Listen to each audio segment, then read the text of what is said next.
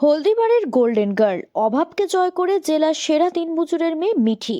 অভাবের সংসারে যেখানে দুবেলা অন্ন সংস্থানই বড় চ্যালেঞ্জ, সেখানে দাঁড়িয়ে আকাশ ছোঁয়ার স্বপ্ন দেখল হলদিবাড়ির ছোট্ট মিঠি।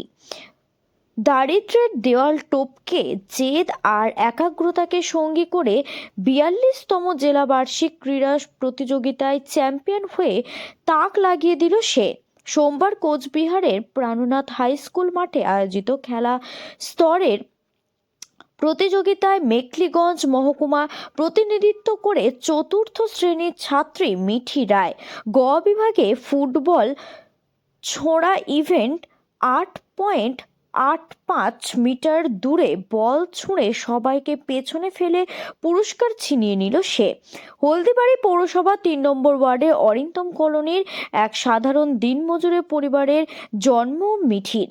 বাবা সাজু রায় দিনমজুরে করে সংসার চালান। নুন আনতে পান্তা ফুরোনো সংসারে মিঠির এই সাফল্য যেন এক পশলা স্বস্তির বৃষ্টি। তার এই জয় শুধু তার পরিবার নয়, আনন্দে আত্মহারা হলদিবাড়ি গার্লস প্রাইমারি স্কুলের শিক্ষক শিক্ষিকারাও। বালিকা ক-বিভাগ যোগাসন, বালিকা ক-বিভাগ যোগাসন বিভিন্ন সাব ডিভিশনের দায়িত্বপ্রাপ্ত